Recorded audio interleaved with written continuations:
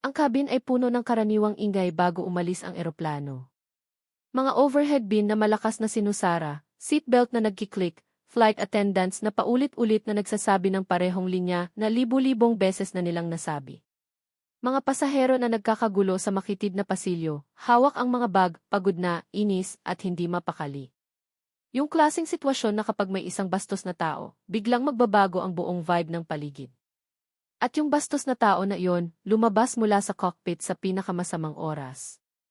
Si Captain Harris, matangkad, matalim ang hitsura, nakaayos na uniforme na parang pininturahan ng salamin, pumasok sa kabin na parang siya ang may-ari ng buong eroplano. Tiningnan niya ang paligid, hindi dahil nag-aalala siya, kundi parang hinahanap niya ang kahit anong mali para lang mapagalitan. Gusto niya talagang mag-correct ng tao. Gusto niyang ipakita na siya ang maihawak ng kapangyarihan. Mas lalong lumaki ang pakiramdam niya kapag ginagawa yon. Biglang natigilan ang tingin niya. Sa emergency exit row, may isang lalaki na nakaupo, simpleng damit, plain jacket, maong pantalon, maliit na backpack na maayos na nakailalim sa upuan. Relax ang upo, kalmado ang mukha, halos meditative. Hindi siya nagpi-scroll ng cellphone tulad ng iba. Hindi siya kinakabahan. Tahimik lang siyang nakaupo, magkadikit ang kamay, naghihintay. Simpleng-simple ang suot niya, kaya karamihan ng pasahero ay hindi man lang napansin na may espesyal sa kanya. Pero si Captain Harris, nanigas ang panga. Hindi niya nakita ang isang world champion.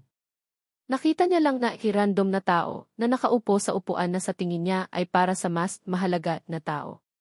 Dire-diretso siyang lumapit. Mabigat, sadya, at malakas ang bawat hakbang, sapat na para mapalingon ang kalahati ng cabin. Pagdating sa row ni Manny, walang malambot na salita.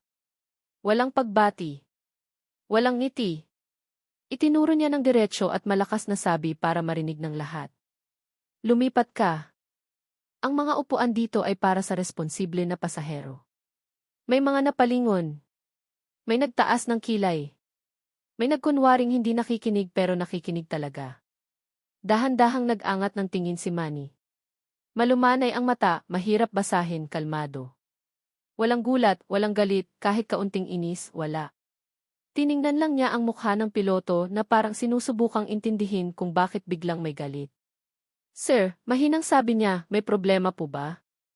Ngumisi si Captain Harris, hindi ordinaryong ngisi, yung tipong puno ng pang-aalipusta. May problema. Ang emergency exit seats ay nangangailangan ng kakayahan, alerto, lakas. Hindi pwedeng basta-basta kang upo rito na parang sa iyo ang eroplanong to. Ang irony ng sinabi niya, magiging legendary sa loob lang ng ilang minuto. May nagkunot noon na babae sa katabing row. May nag-angat ng ulo ang isang negosyante mula sa laptop niya. May nanay na pinatahimik ang bata niya pero walang ginawa pa. Pero si Captain Harris, nagpatuloy pa. Lumapit pa siya, binaba ang boses pero mas matalim pa. Hindi ko alam paano ka nakakuha ng upuan dito, pero kailangan mong lumipat ngayon din. Hindi nagdepensa si Manny. Hindi siya nagtaas ng boses. Hindi niya sinabi kung sino siya. Tumango lang siya ng dahan-dahan, may respeto. Ayaw ko pong magdulot ng gulo, sir. Kung gusto niyo, lilipat po ako. Ngumisi ang piloto, parang nasiyahan na napatunayan niyang nasa lugar niya ang tao. Nagkatinginan ang mga pasahero, may nahihiya, may naiinis, may nalilito kung talagang sinusunod lang ba niya ang rule o nagpapakitang gilas lang. Lumapit ang isang flight attendant. Captain, okay lang po siya roon, bulong niya, sinusubukang huwag mag-eskala. Pero hindi man lang siya pinansin ng piloto. Nakatuon pa rin ang tingin kay Manny, mas lalong sumikip ang mata niya, halo ng superiority at inis. Sa susunod, sabi ng captain, pumili ka ng upuan na bagay sa'yo. Hindi para sa mga gaya mo. Biglang naging mabigat ang katahimikan sa buong cabin. Yung klaseng katahimikan na alam ng lahat na mali ang nangyayari, pero walang gustong makialam.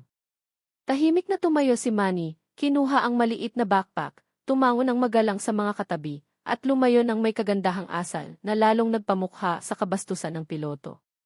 At kahit noon, hindi pa rin niya sinabi kung sino siya. Naguguluhan na ang mga pasahero. Sino tong taong sobrang kalmado? Bakit ganito ang pakikitungo sa kanya? At bakit parang napakalaking pagkakamali ang ginawa ng piloto? Sa loob lang ng ilang minuto, sasabog ang katotohanan sa buong eroplano tulad ng shockwave. Dahil ang lalaking kakaalipusta lang ng piloto. Hindi basta pasahero. Hindi random traveler. Siya si Manny Pacquiao. Ang pambansang bayani. Ang world champion. Ang lalaking hinahangaan ng buong mundo. At nang malaman iyon ang buong eroplano. Tahimik na nanlumo ang piloto. At doon nagsimula ang tunay na aral.